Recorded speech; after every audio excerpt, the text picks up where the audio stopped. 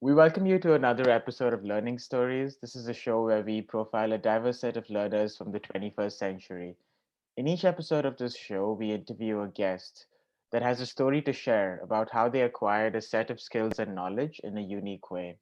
In the process, we hope to uncover a new definition of learning as conceptualized, imagined, and narrated by the guest on our show. Today's guest, Jujhar, is another friend I've known for a really long time. Just giving you a little background about Jujhar and his journey until now. He's just starting his journey towards his passion as a chef and a future restaurateur in the making.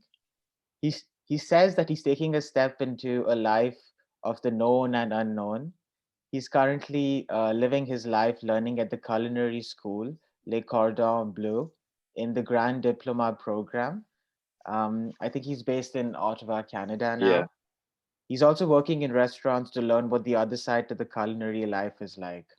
yeah, Before he jumped onto this journey, he also completed a bachelor's degree in business technology management from Wilfrid Laurier University.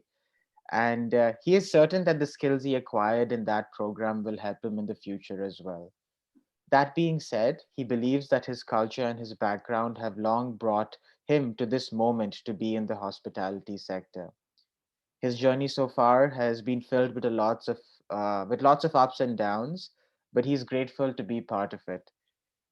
He feels that it's a long way to go, but every day is a focus to living the dream that he has created for himself. So, yeah, thanks for that wonderful introduction. Just to get started, I think you've made so many different career transitions. I want to go yeah. back to where it all started. So, I know you were born in Bahrain. So, tell me a little bit about, growing up in Bahrain. What was it like? Growing up with two other older brothers and, like Karan and Angad around you. Yeah. Um, So, yeah. uh, to start off with, no, I was born in Oman, and Okay. then in Bahrain, I came in like '94. Okay. Growing up in Bahrain was a very good time, I would say. I mean, it definitely it brought along it got so many cultures around me, right? Um, I was always the Middle Eastern kid, so I still remember like to the first day when I came to Bahrain. I'm like, when are we going back home? Because for me, Oman. But couple of years later, couple of you know just experiences later and whatever, um, I got settled there, and we all got settled there, right? And that was one of the biggest things to me was that for my growing up time, I was lucky to have both my brothers with me also, right? Um, we may not have been in the same school, but at least me and Karan were in the same school for till the time we both graduated, Hmm. right? So I always had that one up. I had two elder brothers to look up to and to see what was to come. Um, LKG, like from kindergarten to like fourth grade, fifth grade, was I still remember parts of it, Hmm. and I still remember one of the main things that I actually remember a lot, and which also kind of brought me to this journey, which hopefully by this talk you will understand, was that I still remember the smell and the the taste of my tiffin boxes. Hmm. Like when I go back to LKG, when I think back about lower kindergarten, upper kindergarten, I can still get that hint of white bread, butter, and jam for my breakfast and tiffin boxes. I still remember that. Interesting. Um, then slowly what happens was you're growing up, you hit the teens, and then next thing you know, I'm in grade 6, grade 7, grade 8. Until grade 8 we were in the same school, right? We were in Indian school. Yeah. Yeah. For me, my life revolved around not being that great in studies. You used to be much smarter than me in studies in that point, but I think so I was good in some aspects. My aspects were sports. I was good in cricket. um, I love that competitive nature in cricket. I think so that was very important. That is what kept me down. Um, Similarly, like again, my brothers also being two cricketers, right? So I had to also try to compete with them and with their age groups at times. Like I felt like, since I'm the younger brother, even I have to show what my spirit is all about. And my family's felt like even my dad is a cricketer. So at a point of time when all of us four were in one cricket team, we were winning every. Uh, so then by eighth grade is when I made the switch to another school, right? Then I switched to New Millennium, and New Millennium was like was a very focused sort of time.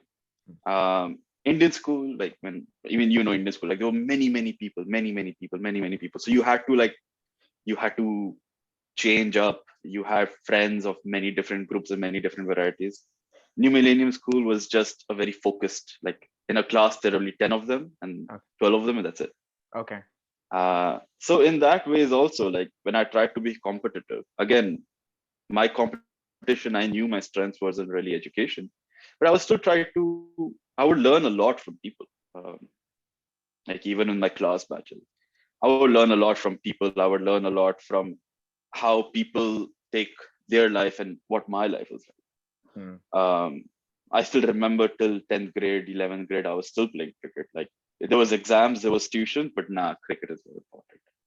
So I would still go for those. And then yeah, next thing you know, 10th grade boards gone. Did that, passed 12th grade boards.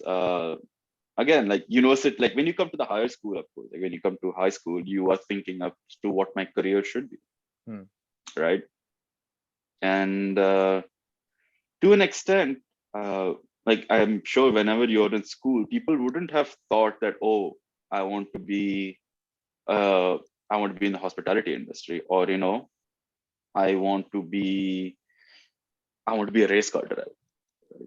People haven't, I think so, in that education system, people weren't given those thoughts like, okay, if you want to do this, this is how you're supposed to go. So even back then, if you talk to a lot of people, I still remember that, I wanted to be either in the hospitality industry, or if I were to compare myself with people, and at that point of time, I used to do it. Why can't I also get into like economics, business, sciences, engineering, Yeah. right? If they can do it, why can't I? Yeah. Right. Uh, and so I think so that's what happened.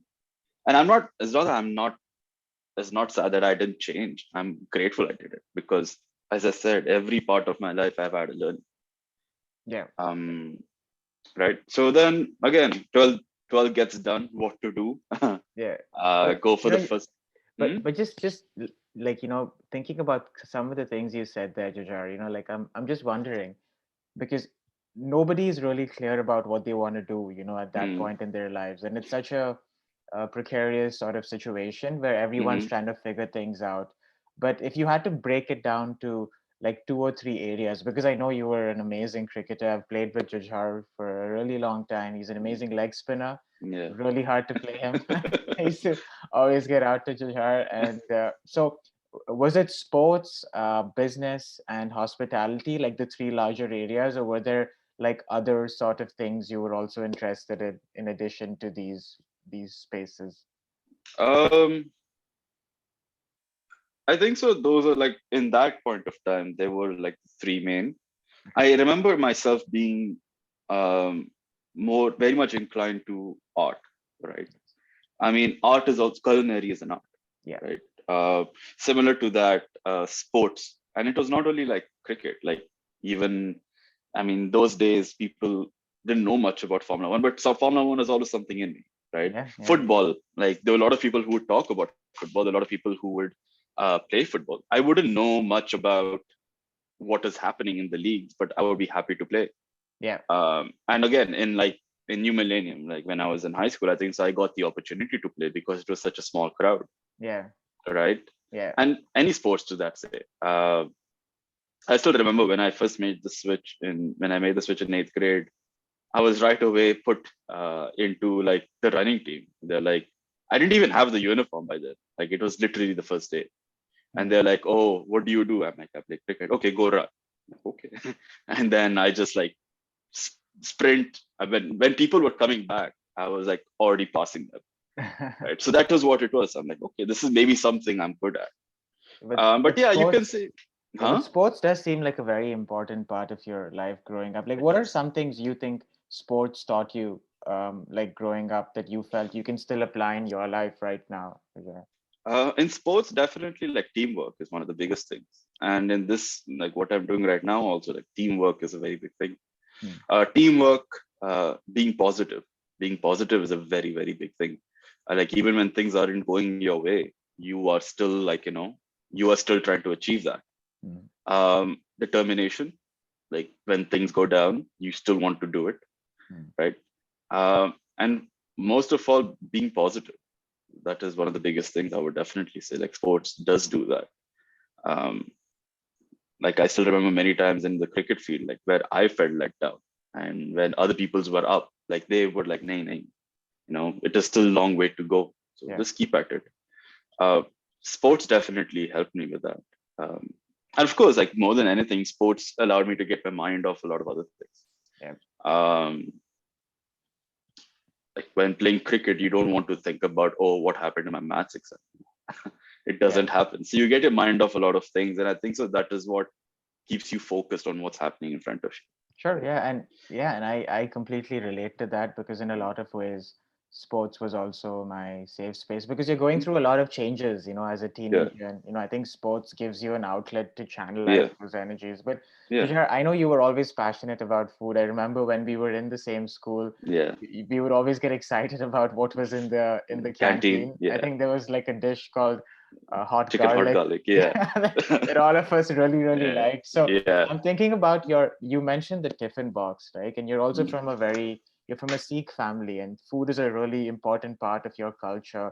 yeah. And, what were some of the things that, uh, your family used to cook at home? What were your earliest memories of food growing up? Mm, And would you, go out with family and try new restaurants when you yes. traveled? So how did this interest in food? I mean, what were some early influences that led to, because I was reading up about some, like prominent Indian chefs like Mm, Vikas Khanna and Ranveer Brar. I told you about this yeah, when we yeah, spoke yesterday, and yeah. they always had this, like Vikas Khanna, for instance. He used to go to the Gurudwara in Hmm, Amritsar, and he hmm, used to cook, help with the langar over there. So I'm curious hmm. about, were there any similar stories in your Yeah, life? yeah. Definitely. Like there's always been many stories like that. I from the as I said, the earliest I can remember was just the tiffin box in our lower kindergarten. But then once I grew up, I used to go back to India for any summer break, right? And over there, I remember my grandfather, my grandmother used to cook, and my grandfather was this very um, larger than life personality, right? He was so happy. I mean, he had 7 kids, so when all of us used to come to one house, and trust me, like the house was small, but his heart was so big that the house felt like it could fit everyone, Wow. everyone and more, Wow. right?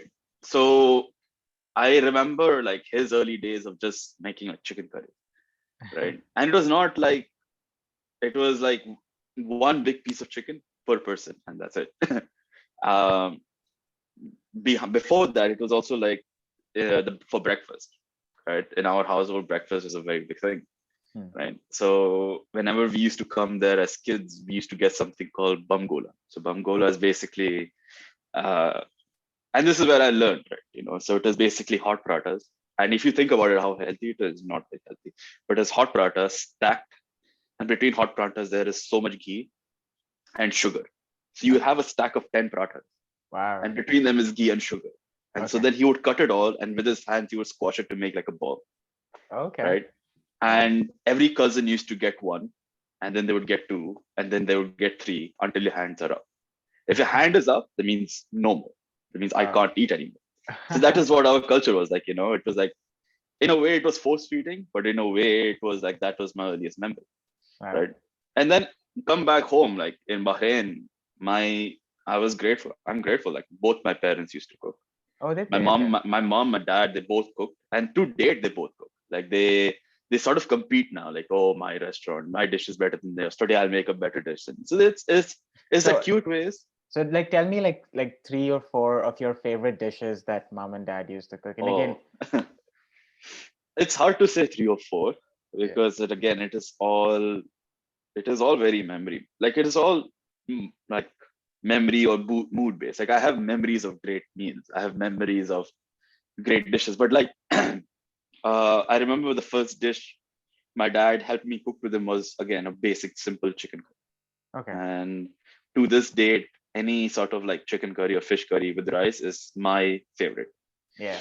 right? I still remember, or we still remember to the time when we went to Singapore, right? And we used to eat all sorts of things, right? But by the end of the day, like by the end of our like by the end of my trip, I was crying like I want fish curry. Just get me some.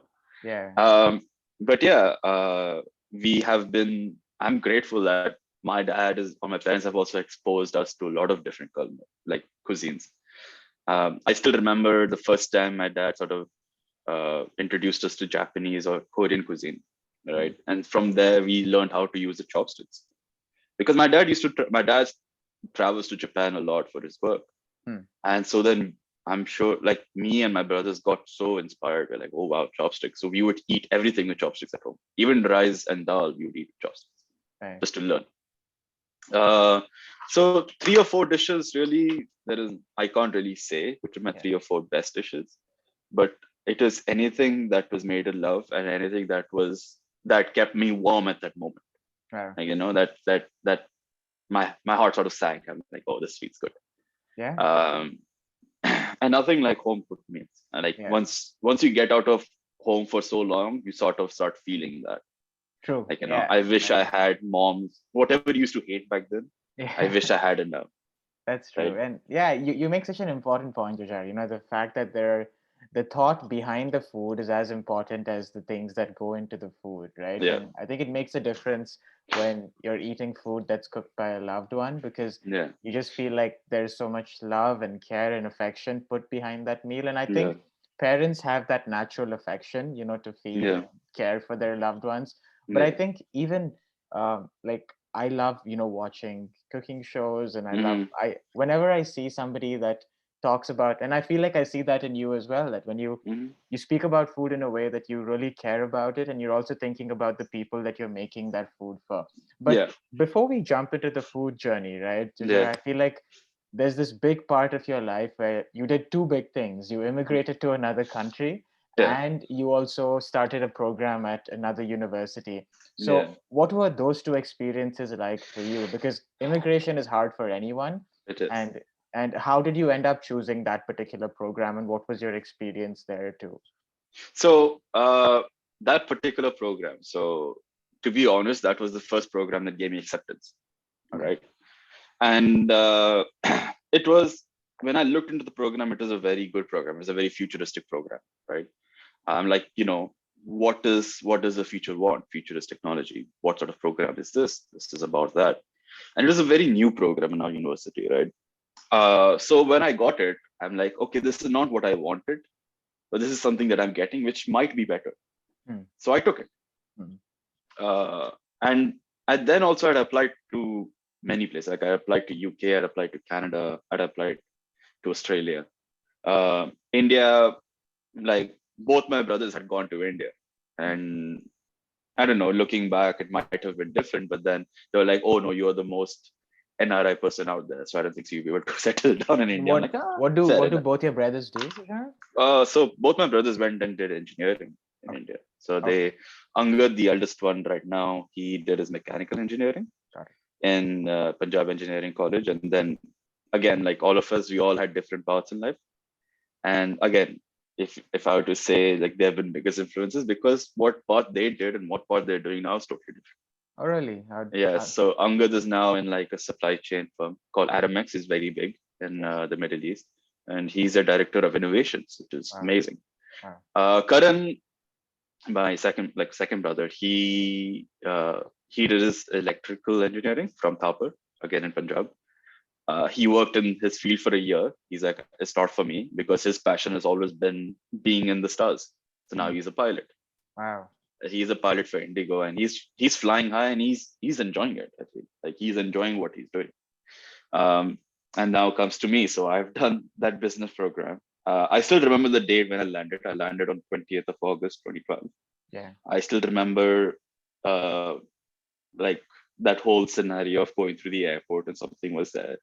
And then I still remember my first day in school, which was 3rd of September 2012, Hmm. like first day university. And my parents have done this for two elder brothers, right? So they know what to do.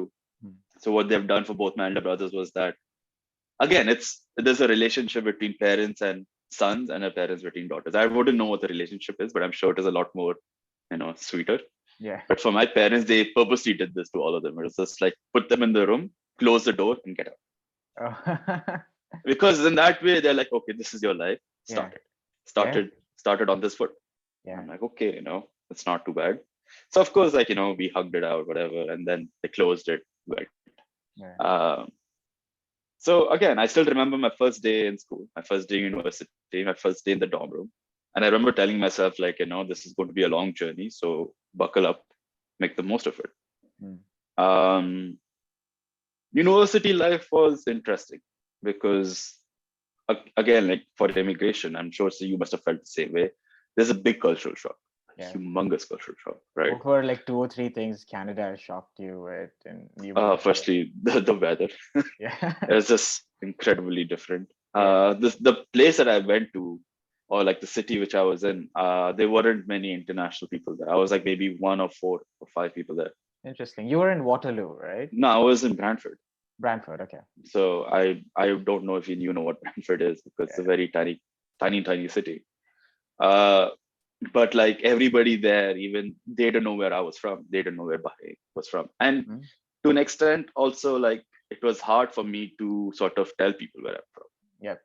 Yep. because I think so. Like many third culture kids, as that such, we all are kind of confused as to tell people where are we really from, Yeah, right? because are we from Uh, India? Are we from Bahrain? Because we were yeah, born in another country, brought up yeah. somewhere else. So Exactly. So it was hard to explain, but it was fun in explaining yeah. because in a way I'm learning from them, they're learning from me. So yeah, again, culture was a big thing. The way the education system was a big, very big difference thing as well, especially at that point of time. Mm. Um, like how Indian education system was like, you are without a calculator and you're doing maths, right? You have to memorize quite a bit of things, which is unfortunate, but it is how it was. Mm. But to an extent, when I was here also, like I appreciated what I was learning, but then I was like, I also got an upper hand with my education, like my Indian education, because I definitely feel like my geography was better. My maths, I didn't really need a calculator for very simple things. Mm. Um, yeah, so that was like those are like the two main things. Um, And it was a program about business technology, like yeah, yeah, yeah, how yeah. So technology is transforming business. yeah, And okay, so information systems, how information is collected, how data is really sorted, interesting. right? That is a big thing. Like, and to this day and age, is a very, very big thing. Yeah, How you have information from all these sort of business aspects, yeah, um, be it management, accounting, finance, whatever. nice, Uh, and how would you collect it, and how can you use that for better decision making? interesting. Okay, and what were some of the possible career paths after that program if you had to go down that line? Uh, Possible career paths were like project management, business data analyst, business analyst, Nice. information system management. Okay, So those are like the few. And you got could it. like, if you change it up a bit, you could get into like the economic sector, and you can go to the tech side, you can go to the business side. So it was a very changing, like it was a new program at that point in our university, Yeah, but it was also like it had a very futuristic aspect that was that was like a part of that growth. got it. Like Got every year there was a new thing that was happening in the tech world, got it. Got it. right? Yeah, And so that yeah. was the biggest thing. And it's such a fascinating field because it's always changing, right? So you have to be on Hmm. top of those. But Hmm. then, how Hmm. did you manage food when you came here? Because you have to start cooking for yourself, right? And Yeah, yeah. I had to start cooking for myself, and I loved cooking for myself. So, Uh, yeah. Sorry, you were saying now, something. I what were kind of some of the things you would cook for yourself here? Because I oh, mean, there's no more home cooked food. You have to there be is no. the cook that cooks everything for yourself. Yeah. So, Um, it started off very basic. Like okay, I was happy that I had a kitchen at least. nice. I had an oven, and we would start off with any university, you know, starting off like frozen food, Yeah, right? That's how you start off. yeah, Uh, but then slowly, like food was like, in a way, it was my escape. As I said, I was not the best in education. I was not the best in studies. So my nights would be very long nights. Like I would be up till like 4 a.m. and I would eat my first meal at 4 a.m. okay, Right. And as a guy who would love to eat, I actually lost a lot of weight during my really, first. first semester. Yeah, I lost about 10 kgs like that. Wow.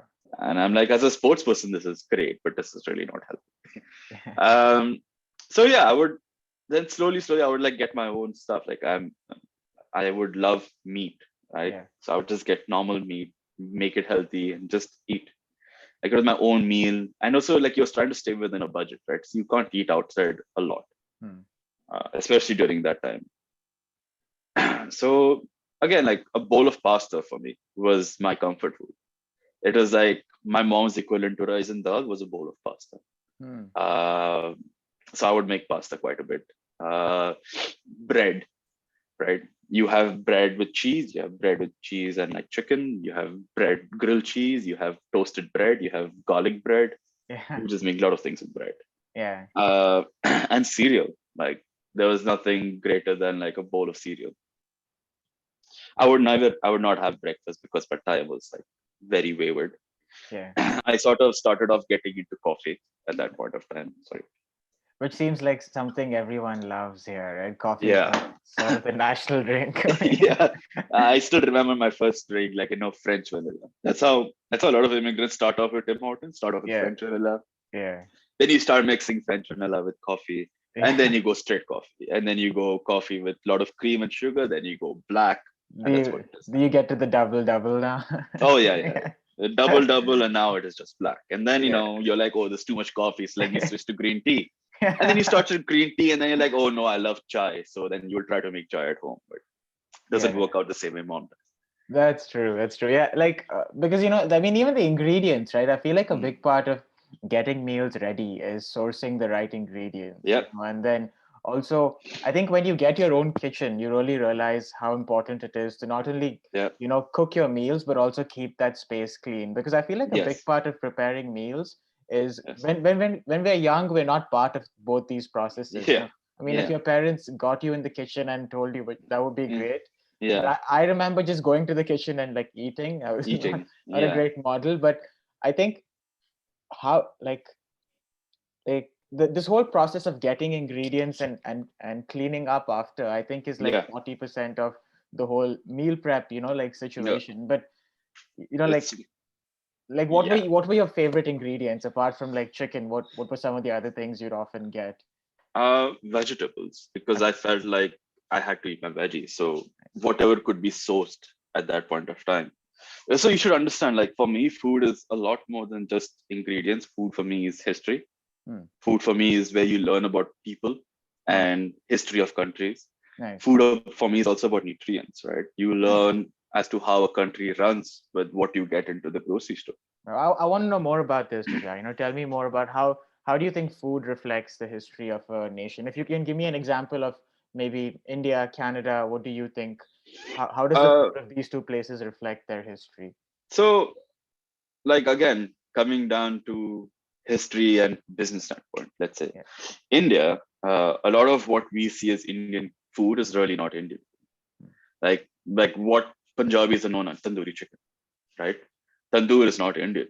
Okay. Tandoor is Iran. Like it comes from Iran, Interesting. and it is like and how does that happen? So when you look deeper, you look into like the Mughal ages. You look into how people have from that part of the world came to like conquer India, and then what all they have brought with them, Hmm. right?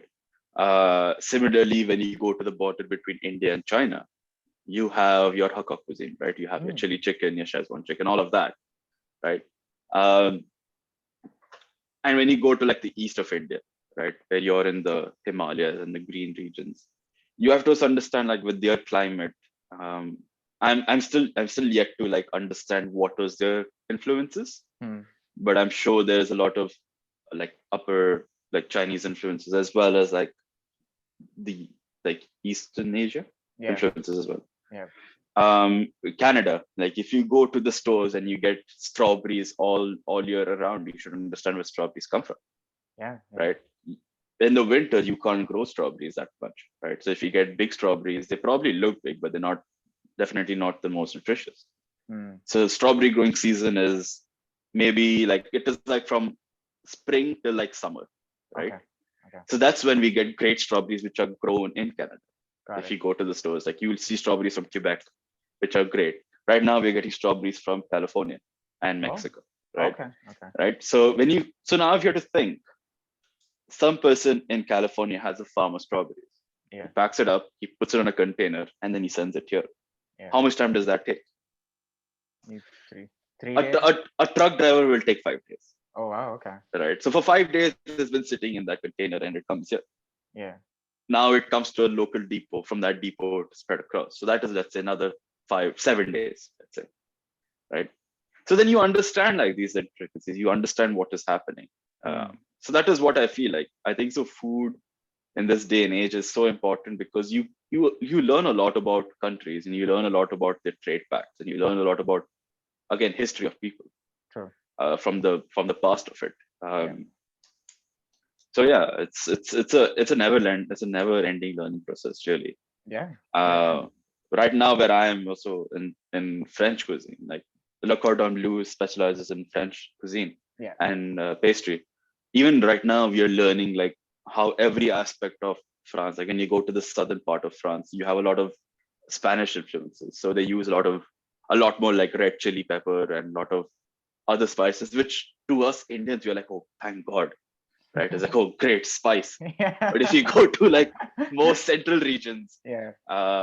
they don't use that much spice, but they use what is locally available to them. Like maybe the central regions have better grasslands, so maybe their meats are much more better because they eat grass, so their meats must be much more sweeter, right? Interesting. And then when you go to the Alps area, you have better sort of cheeses Yeah. because in the Alps is where you have sheep, you have goats, Yeah. so their milk must be a lot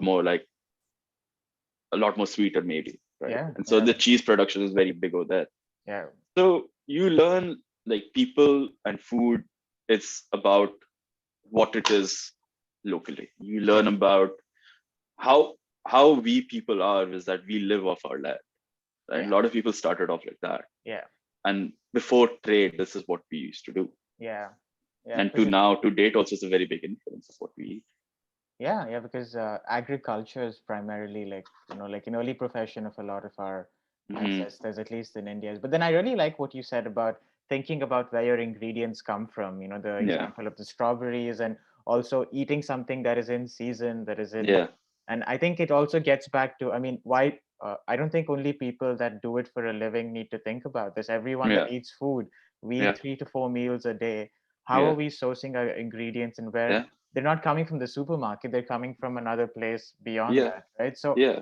like before we jump into Le Cordon Bleu, Mm-hmm. which is where you are right now, Mm-hmm. how was that transition for you, Jujhar? Like how did you convince your parents? And because this is for a lot of people, once they choose a career, they feel like they have to stick to that path and they can never Yeah, change. yeah, So yeah. like how did you go about making that decision in Um, your life? so what I tell to people is that if you really want something, it will always click in your head. Hmm. Like if you really see yourself doing something, it will always click in your head. So even through university, right?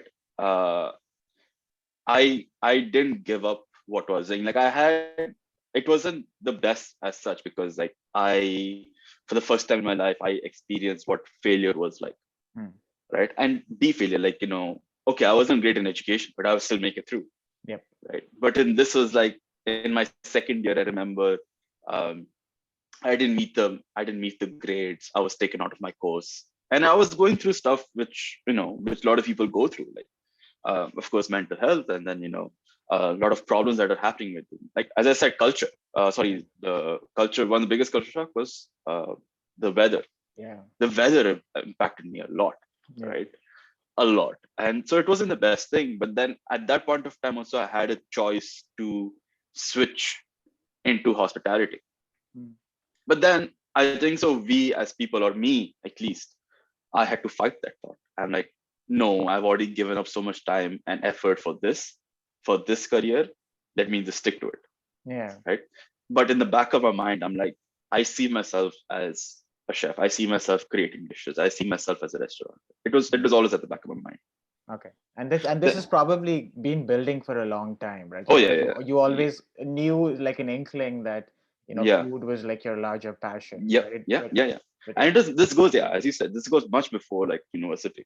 yeah, But at that point of time in school, it was just hard to understand it. I'm sure people now, they are much, they're much more like, they're much better in understanding and taking that risk to go for it. yeah. Right. For me, I didn't, I was scared. As I said, I'm trying to find out the known and the unknown.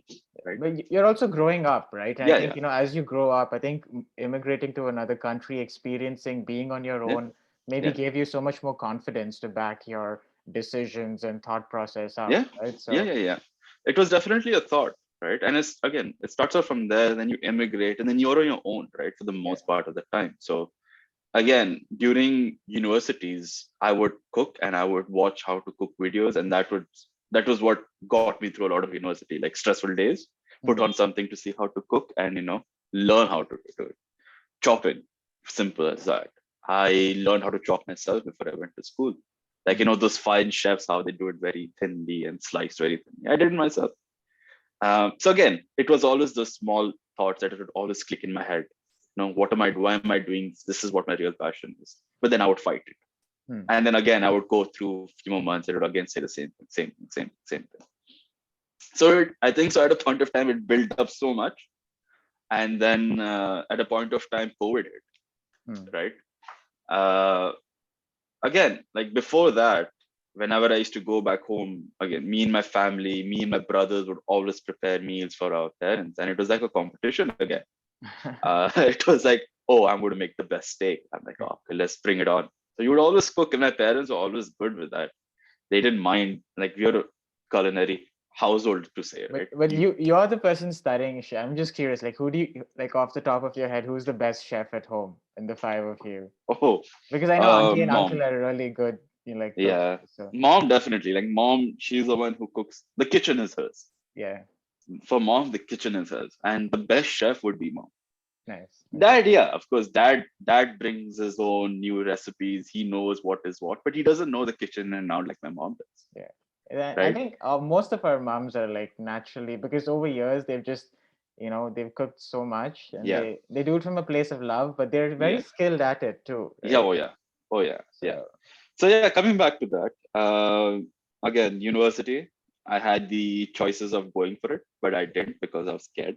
yeah, Uh, because again, that was the unknown, and I knew I was passionate about it, but I was like, suppose I went into this industry and I failed again, yeah, what would happen? What would I do? What would be my backup? What would I do again? yeah. Um, Again, went with it, went through with it, and then I got my first job. My first job was in sales, and I was in motor oil sales, right? So I was fortunate enough again to travel in Canada, like especially GTA and then Ontario, like into Ontario, Quebec, into Vancouver. So I was grateful. Hmm. Um, that being said, I'm grateful for all the aspects of my life so far.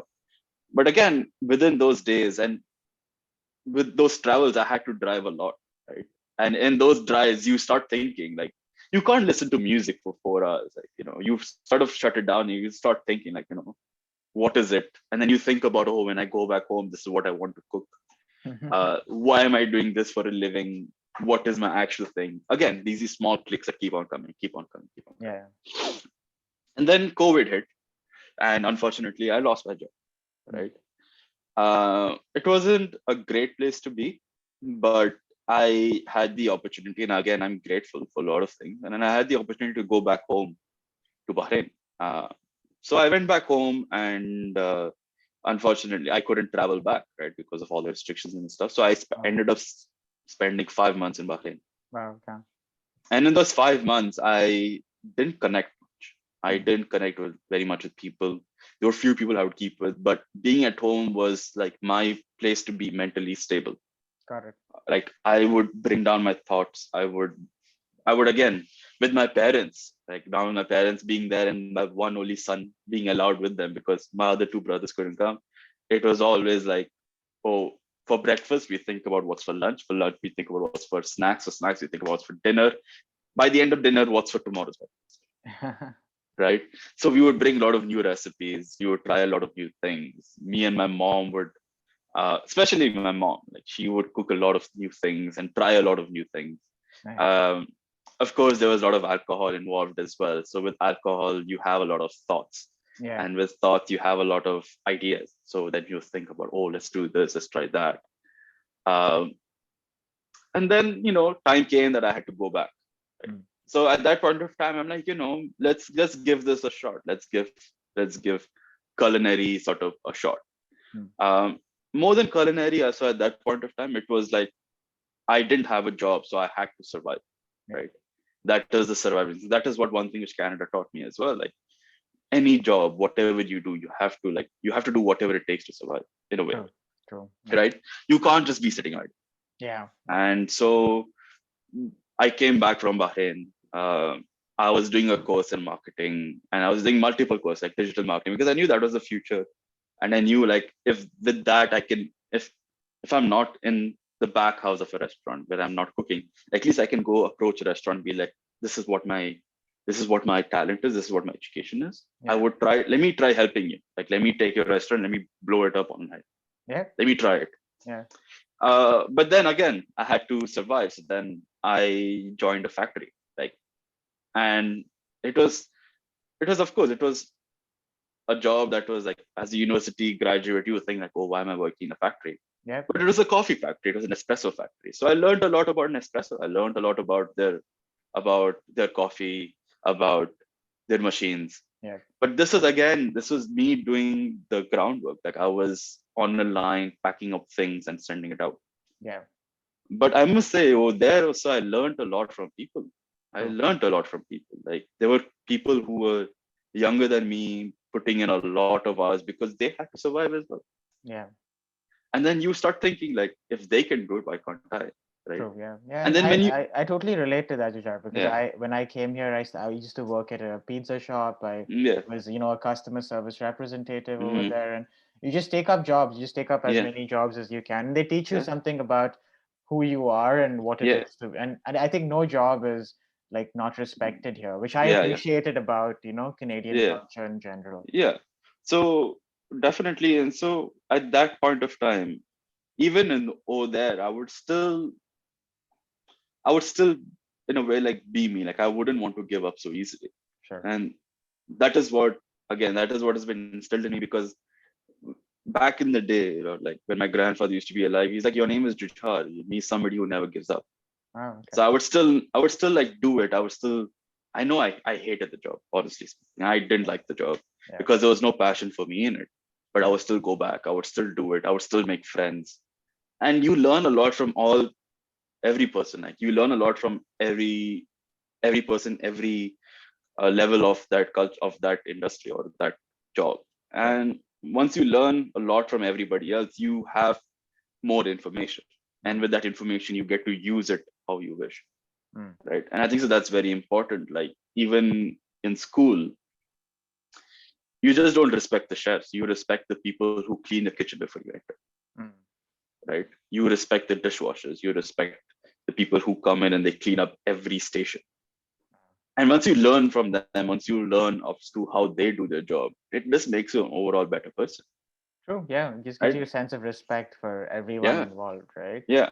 And so then coming back to that, then again, I had to travel. Again, I'm very grateful I got to travel during COVID. I went back to India, and I went back to India after a while, like after two years at that point of time.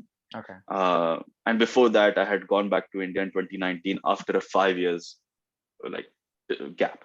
Wow. So Okay. I went back to India, and you know, again, I was amongst my extended family. So my buas, my tayajis, my chachas, my mamas. And when I was amongst them, like again, the food culture, it is just so prevalent. It is just everywhere. Um, and I just got hooked onto it. Like again, I'm around food, I'm around my family, I'm having fun. I'm getting to experience a lot. And then I come back and I'm like, okay, you know what? It's another way, another shot at it. Let me give another shot. I told myself, yeah, I didn't want to do the factory job anymore. So I have a car, let me do Uber Eats.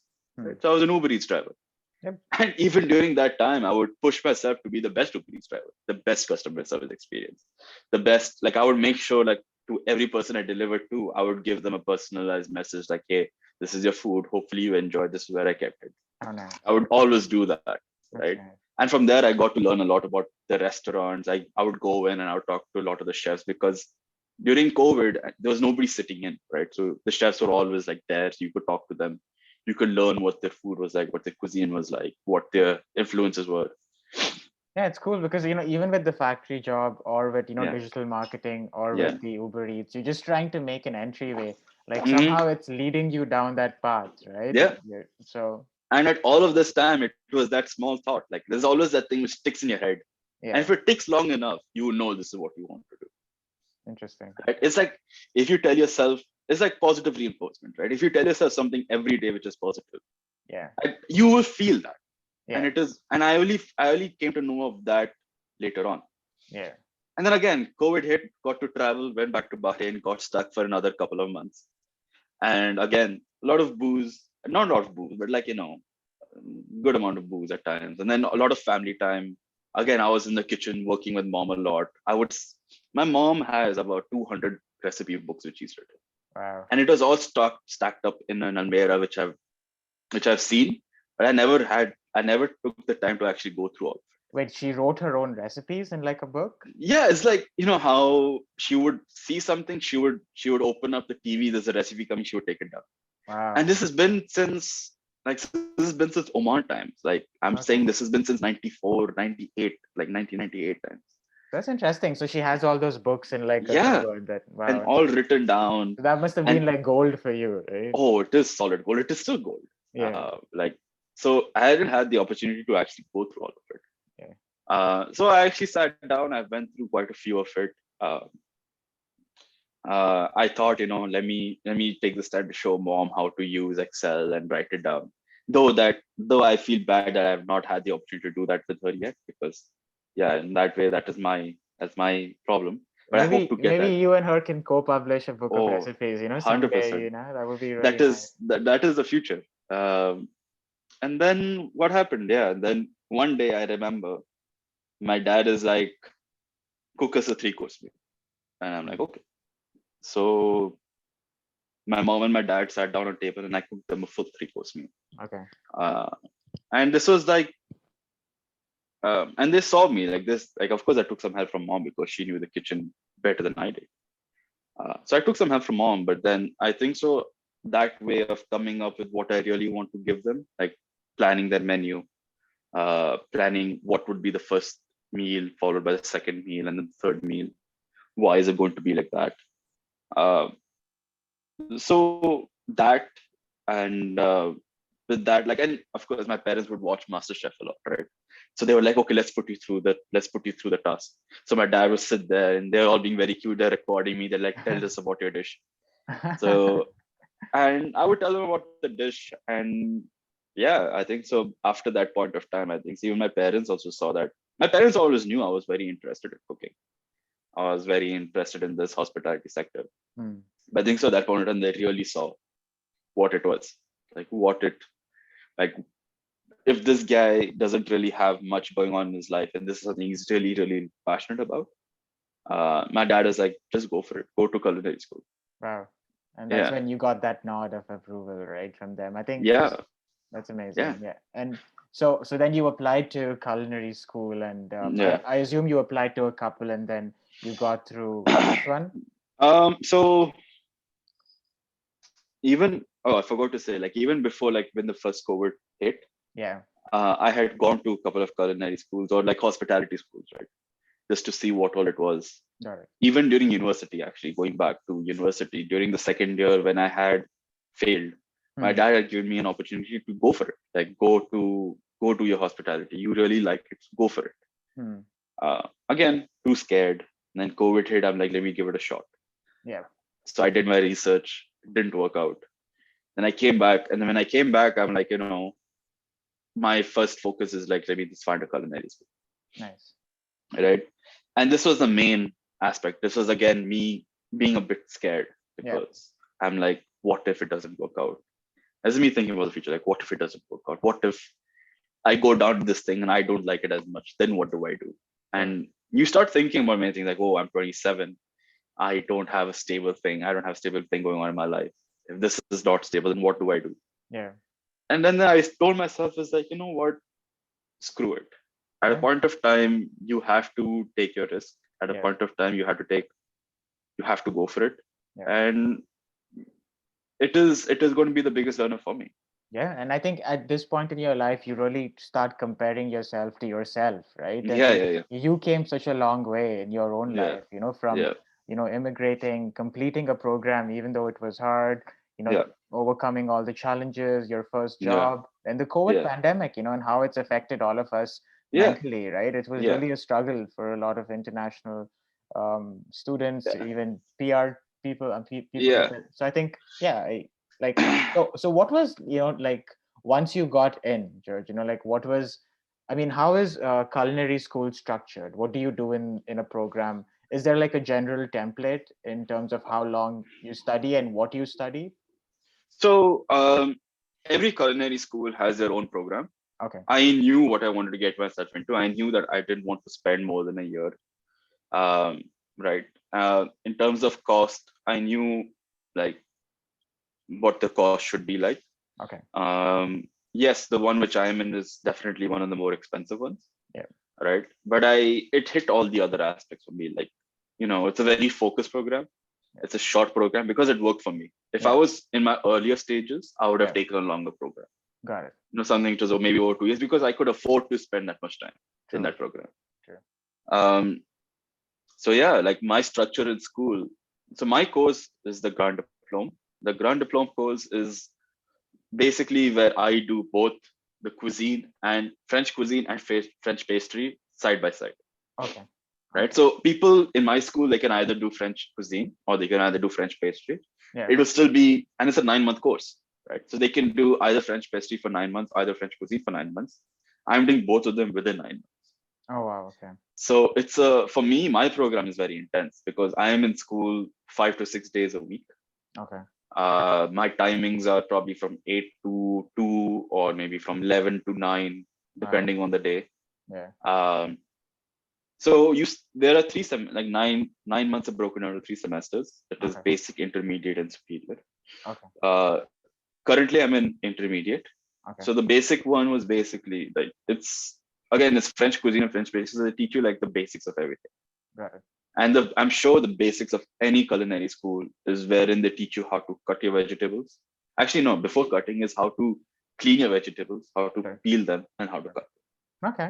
And with all of that, you learn about sanitization, which is a very, very important thing, Yeah. right? As you said, like you have to learn how to keep your place clean, Yeah. and that is one of the biggest important things. So basics was basically that, and of Yeah. course, you learn a lot of recipes both in cuisine and pastry, Okay. and you learn a lot of cuisines that are very like home cuisines to a lot of French people or Nice. in the city of France. Like uh, you learn the chicken supreme, let's say, then you learn like the soups, the vegetable soup, you learn the uh, cauliflower soup, then you learn into the stews, which are very homely meals.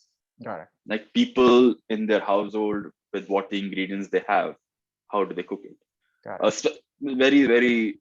I'm sure everybody must have seen Ratatouille, the movie, where the small the rat is just making ratatouille. Yeah. What they show is a very fine dining version of what it actually is. Yeah. What it actually is basically like a vegetable stew, and whatever vegetables you grow in your garden, right? By the end of it, what do you do with them, Yeah. right?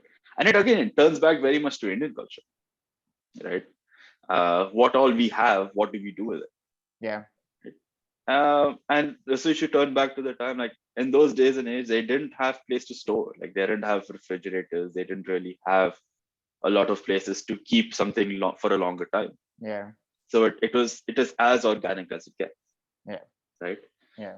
Everything has a shelf life, and during that time, the shelf life is as organic as it is. So before it went bad, what do you do?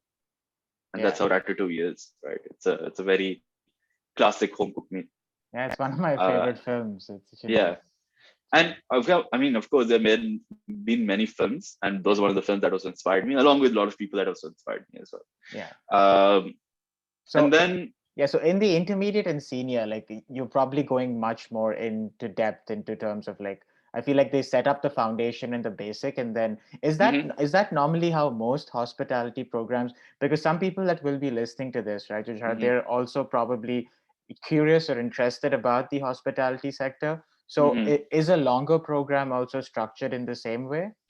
I'm sure everybody has to start off with basics because hospitality also. No, no. Now I'm in one part of it. I'm only in the culinary aspect of it, right? If Got you it. go into hospitality, I'm sure it's a much bigger program than many more things did. And to be honest, I'm not so sure about it. Got it. So I can't Okay. really tell you. That But makes in sense. terms of culinary, Yeah. I'm sure this is how it starts up. And Perfect. I'm very sure it's how it starts up. Got it. Okay. Um, you everybody has to start off with the basics to know what how you build out of it, Sure. right? Sure. So now in the intermediate and superior, intermediate is more in depth as to every part of France. Like you have the north, south, east, west, central. Got it. Okay. Again, my program is very much French, like it's a very French focused. It Okay. is, right. I'm sure if you go to other culinary programs, like, and I'm sure a lot of people will know George Brown as well, right? Yeah. Um, I'm sure like those programs, even though the basics would be almost the same, right? I'm sure their influences would be different in terms of their culinary, like Hmm. what they teach in the school or what cuisines they teach. That's why they also have their master's program, which is again a very in focused, in depth program. Hmm. So they have a very in focus Italian cooking program or in depth French pastry program. This is George Brown in Toronto, right? Yeah, Georgia, and like that there are many like the Stratford, which is close to where you are. Yeah. Out in the west, also there's a couple of schools Got it. that do it. So, and this is what intermediate is. So it's very in-depth focus as to the particular regions of France. What are their influences of, right? So wine is a very big thing. Wine and cheese is a very big thing in France. Mm-hmm. Uh, the the French are like one of the biggest producers of cheese in the world, Interesting. right? Okay. And they have more than 3,000 types of cheese. Wow. So then you have to learn as to how it is made, like wine, especially, right? You if you go into a sommelier's class, you learn in depth as to how a wine is made, Hmm. and there is so many aspects to how wine is made, right? It's from the soil that you grow, which type of seed you put, what water, what is the weather conditions, when do you pluck out those grapes, when how do you season, like how do you work those grapes?